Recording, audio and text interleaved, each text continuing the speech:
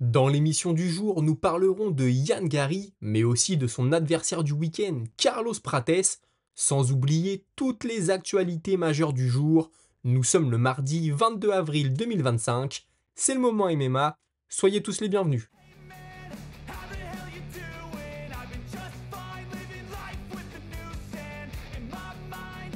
All I hear is music, watching your mouth move. Damn, you look stupid. I feel like everyone's a stranger. Small talk with your narcissist. Et la première nouvelle de la semaine, elle concerne Yann Gary, qui aurait entendu dire que la blessure dont souffre Shavkat Rakhmonov et qui l'a poussé à se retirer de son combat contre Bilal Mohamed, prévu en mai prochain, combat qui, je le rappelle, devait être pour la ceinture des poids welter, serait une blessure qu'il a contractée pendant leur combat, donc entre Gary et Rakhmonov, et par conséquent, il estime, Yann Gary, qu'il aurait été légitime pour avoir sa chance, à l'inverse de Jack Della Maddalena, qui n'a pas combattu depuis un an. Pour ceux qui n'ont pas l'information, hein, l'Australien était lui aussi blessé. Concernant son combat du week-end en main event face à Carlos Prates, il nous raconte que lorsque son manager l'a appelé pour lui proposer de combattre, il a tout de suite accepté, avant même de connaître le nom de l'adversaire. Ce sera un short notice de 25 jours. On se souvient que contre Rakhmonov, c'était aussi un scénario assez particulier, puisque oui, il devait combattre, mais pas à cette date, et pas contre le Kazakh. Sa prestation ce soir-là, elle lui a donné une grosse légitimité auprès du public et des combattants, mais ça reste au final une défaite, la première de sa carrière d'ailleurs, hein. On pourrait donc se demander pourquoi une nouvelle fois se mettre dans une situation à risque, alors que tout porte à croire que l'UFC lui aurait, pour sa prochaine apparition, offert un adversaire bien classé, et très certainement sur une grosse carte. Sa réponse, elle est un je pense tout à son honneur. Il fait ce métier, il pratique ce sport pour ce genre de combat, pour accomplir de grandes choses, et c'est très motivant pour lui.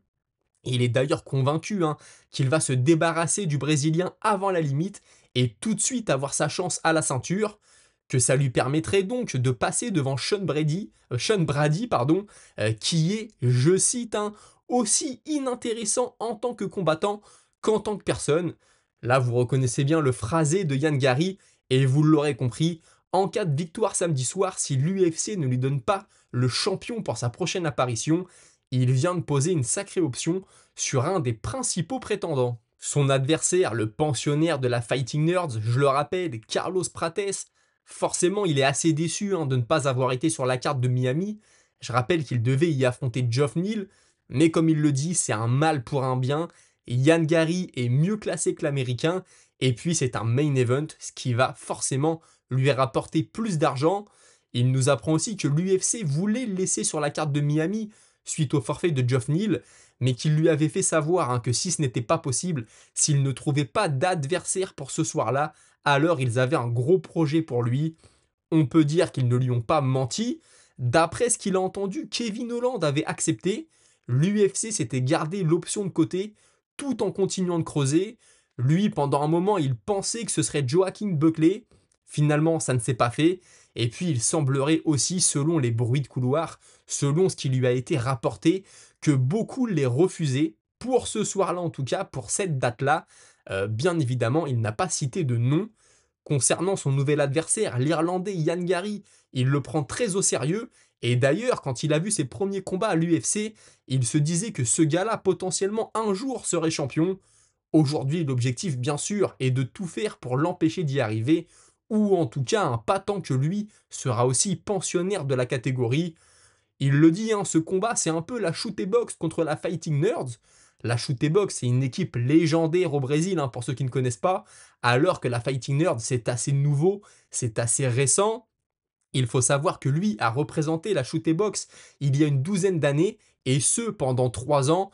Ce n'est donc pas un sujet de trash talk, hein, bien sûr. Il a aussi déclaré ne pas trop se projeter après ce combat. Il ne sait pas si une victoire signifierait tout de suite une chance à la ceinture. Et puis sinon, on le sait aussi, hein, c'est un des rares combattants à l'UFC qui fume, ou en tout cas qui l'a avoué, et il ne pense pas à arrêter. Par contre, il a arrêté de boire de l'alcool il y a environ un mois et demi, et il sort beaucoup moins le soir pour éviter d'être tenté et forcément arriver dans l'octogone à 100% de ses capacités. On continue avec un combattant connu pour son corps d'Apollon, et j'ai cité l'anglais Paddy Pimblett. Bien sûr, c'est une blague, il est connu pour rebondir énormément entre ses combats, pour prendre beaucoup de poids. Je rappelle qu'il y a une dizaine de jours à Miami, il pesait 70 kilos pour combattre. Sachez que aujourd'hui, il est aux alentours des 89 kilos, quand même assez impressionnant. Et vous vous doutez bien, ce n'est pas une prise de masse musculaire. D'ailleurs, Paddy Pimblett, on le sait depuis plusieurs années, il y a eu une petite embrouille, un début de quelque chose avec Ilia Topuria.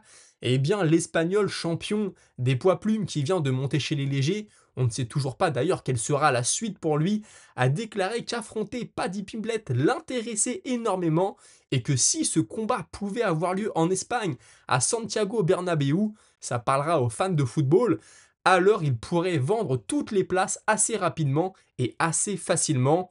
Et puis l'Espagnol a continué en déclarant que si l'UFC lui offrait Conor McGregor, alors il ne dirait pas non.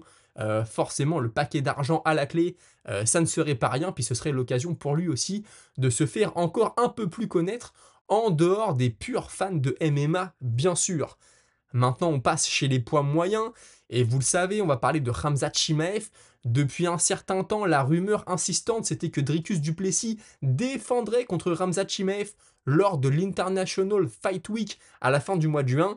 Maintenant, il semblerait, même si je n'ai pas vu d'officialisation, que le champion sud-africain soit blessé. Et donc, Khamzat Chimaev s'est fendu d'un petit tweet: "This guy biggest bullshit." Donc ce mec est la plus grosse fraude, la plus grosse blague, hein. C'est un peu comme ça qu'on peut traduire les choses. Forcément, Dricus du Plessis lui a répondu avec un screen du palmarès de Chimaev sur les 2 années et demie qui viennent de passer. Il y a quand même énormément d'annulations de combats. Ça, c'est pas faux, hein. On peut pas répondre le contraire à Dricus du Plessis.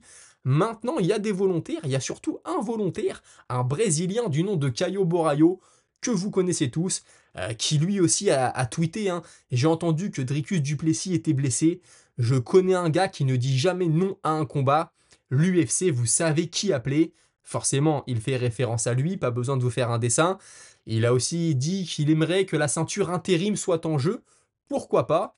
Maintenant, Khamzat Chimaev a répondu: "Si on combat 100 fois, tu ne vas jamais gagner. Si quelqu'un est bien au courant de ça, c'est toi." Je rappelle que les deux se sont entraînés ensemble par le passé, qu'ils sont très amis, que Caio Borraio a souvent déclaré qu'il venait voir les combats de Khamzat Chimaev pour le soutenir. On dirait qu'il y a un peu d'eau dans le vin. Maintenant, est-ce que c'est juste une façon de vendre le combat ou pas? Je ne sais pas. Borraio lui a bien sûr répondu: "Si c'est vraiment ce que tu penses, alors signe le contrat et on verra." Et il faut savoir que si ce combat a lieu, déjà sportivement, je pense que ça va être compétitif. Et l'UFC doit se frotter les mains, surtout si Caio Borraio l'emporte. Si on a un Brésilien de la Fighting Nerds, ils ont le vent dans le dos en ce moment, qui trouve une réponse à la lutte tchétchène, à la lutte dagestanaise, bon voilà, on va envelopper ça, hein, vous ne m'en voudrez pas, les puristes de la lutte. Ça va être génial pour eux parce que tous les autres combattants de la Fighting Nerds dans les catégories inférieures, ça te fait un super narratif pour les faire affronter des Tchétchènes ou des Dagestanais connus pour leur lutte, et ça pourrait nous ouvrir quelque chose, bien sûr, de très intéressant. Est-ce que c'est le combat auquel on va avoir le droit? Est-ce que Dricus du Plessis est vraiment blessé? J'attends quand même bien sûr des officialisations. Mais sachez que sinon, il y en a un qui est beaucoup plus à l'aise derrière un micro et derrière un écran d'ordinateur ces dernières années que dans un octogone. Et j'ai nommé Paolo Costa, excusez-moi, qui lui aussi s'est emparé de Twitter pour tweeter: "Les gens me disent que Dricus du Plessis est blessé et que son combat contre Chimaev ne se fera pas, qu'ils aillent se faire foutre tous les deux. Moi, j'ai signé un combat pour l'International Fight Week. Sachez que le Tchétchène est gay et que tout le monde sait qu'il a peur de moi, mais si l'UFC a besoin de moi pour ce combat, alors je serai là." Sachez que c'est un tweet qui a disparu depuis, que je n'ai pas retrouvé. Alors est-ce qu'il a été conseillé par certains esprits de le retirer? Je ne sais pas. Personnellement, c'est un combat qui ne me fait pas rêver du tout. On va maintenant chez les poids plumes avec Patricio Pitbull, qui a loupé son arrivée à l'UFC, hein. Il s'est incliné face à Yair Rodriguez. Il est revenu sur sa prestation. Il est assez honnête, hein. Il dit que c'est de sa faute, qu'il aurait dû y aller à fond dès le début, qu'il aurait pu faire mieux, mais que c'est facile aujourd'hui avec le recul de dire ça, qu'il va s'entraîner, qu'il va revenir plus fort et qu'il aurait dû être beaucoup plus offensif. Je vous parlais tout à l'heure de Ian Gary et de Carlos Prates. Les échanges dans un premier temps avaient été assez cordiaux jusqu'à ce que Ian Gary déclare, histoire de mettre un peu le feu aux poudres, que Carlos Prates, au fond de lui, sait qu'il n'est pas un vrai combattant. Le Brésilien, il n'a pas vraiment apprécié la blague et il lui a répondu: je suis dans la société depuis 1 an maintenant. J'ai déjà eu 2 main events, 4 bonus, 4 KO. Je pense que ce gars-là ne se rend pas compte de ce que je fais. Lui, il est là depuis 4 ans et il n'a jamais eu de main event. Je serai son premier main event. Il n'a gagné qu'un seul bonus dans sa vie et pas mal de décisions. C'est un combattant chiant à regarder. Si le combat en main event, c'est parce que je l'ai choisi. Et une fois que je l'aurai détruit, il se réveillera en me remerciant de l'argent qu'il a gagné grâce à moi. Je pense que c'est un peu histoire de vendre le combat, tout ça. Maintenant, les gens qui connaissent le MMA, qui suivent l'UFC très régulièrement, je pense pas dire de bêtises en affirmant que l'on devrait se régaler ce week-end. Si vous appréciez le format, pensez à liker, vous abonner, ça me ferait très plaisir. Et vous, ça vous coûte 0, si ce n'est 2 secondes de votre temps. On continue avec la prochaine actualité. Je vous disais il y a quelques semaines que Jailton Almeida poussait pour un combat contre Alexander Volkov. Volkov n'avait pas l'air intéressé. Aujourd'hui, Almeida nous apprend qu'en effet, Volkov ne veut pas combattre tout de suite, mais qu'à l'automne, c'est quelque chose de possible et que les deux pourront donc s'affronter. On parle ici, je pense, d'un combat peut-être en octobre ou en novembre, même si j'aimerais bien revoir l'un des deux au moins avant cette date. Muhammad Mokaev, pardon, vous le savez, il s'est fait remercier par l'UFC, il est retourné combattre au Brave, il va maintenant combattre au Karaté Combat, et le président du Karaté Combat, Hassim Saidi, a déclaré qu'il avait une quête secondaire actuellement dans sa vie, c'était de faire réintégrer l'UFC à Muhammad Mokaev. Moi, ce que je comprends là-dedans, ok, c'est bien, ils veulent l'aider. J'espère qu'il va pas lui mettre n'importe qui en face juste pour le faire briller, juste pour le faire avoir un beau KO qui va tourner sur les réseaux et qui va montrer à l'UFC que c'est quelqu'un de populaire, premièrement, qui fait des clics, qui fait des vues, mais aussi qui met des KO dans la cage ou sur le ring ou dans le pit, comme on appelle ça, au karaté combat. Dernière info du jour avant de passer à votre moment avec la minute auditeur, l'ancien combattant de l'UFC Brian Kelleher, un vétéran de chez les vétérans, ne fait plus partie de la Big League. Sachez qu'il va participer au BKFC, le Bare Knuckle, combat de boxe anglaise à main nue, mais sur la glace, le BKFC Ice Wars, le 14 juin prochain. Donc les mecs seront sur des patins à glace et feront un combat de boxe anglaise. Voilà, on repousse les limites un peu plus année après année. Est-ce que ça vaudra le coup d'être regardé? Je ne sais pas, mais je pense que ça fera quand même des belles séquences pour les réseaux sociaux. C'était tout pour aujourd'hui, mais ne quittez pas, tout de suite on passe à votre moment avec la minute auditeur. Et cette minute auditeur, on la commence avec Cool de Shanghai qui me dit: Pico Movzar, avec tout le respect que j'ai pour Pico, Movzar mérite mieux. Pico, il lui faut un top 15, top 10 et non un top 5. C'est certes un ancien gros nom du Bellator, mais il doit prouver qu'il mérite les gros noms de l'UFC. Bellator, ce n'est pas le même niveau que l'UFC. On a vu ce que ça a donné avec les ex-champions du Bellator à l'UFC, Will Brooks, Chandler et maintenant Pitbull. Exception d'Eddie Alvarez qui a le mieux réussi. Je suis assez d'accord avec toi. Je pense que l'UFC fait tout ce qu'elle peut pour empêcher Movzar Evloev d'avoir sa chance pour le titre. Même si, comme vous le savez, je pense qu'il la mérite sportivement en tout cas. Skill 8958, dans une news hier, j'ai cru comprendre que Topuria était ok pour combattre Pimblet, mais ton info est sûrement plus fraîche et plus fiable. Bon, tu vois, on en reparlait aujourd'hui. Sinon, en essayant de comprendre pourquoi Aldo n'a pas utilisé ses kicks dévastateurs lors de son dernier combat face à Bautista, je pense avoir la réponse. Après son combat contre Faber au WEC, Aldo a subi un accident de moto qui l'oblige à être moins offensif avec ses jambes. Si c'est vrai, alors je suis navré pour lui et je pense que sa fin de carrière sera dramatique. Alors je ne sais pas. En tout cas, je ne sais pas pour la moto, mais j'ai souvent entendu dire que Aldo a vu des blessures récurrentes aux jambes, ce qui explique que ces dernières années, il a beaucoup moins utilisé ses low kicks, qui étaient une arme dévastatrice à l'époque. Je vous invite à aller voir ce qu'il avait fait à Faber notamment. Je ne sais pas. Aldo, il a quitté l'UFC il y a quelques années, il a été faire de l'anglaise, il est revenu. C'est vrai qu'aujourd'hui, la ceinture, ça semble un peu loin pour lui. Maintenant, s'il ne se fait pas détruire dans l'octogone, s'il continue à prendre du plaisir et s'il continue à prendre de l'argent, alors écoute, je ne suis personne pour lui dire d'arrêter. Aresabis que je remercie, il a créé un Discord pour Moment MMA. Je vous mettrai le lien dans la description.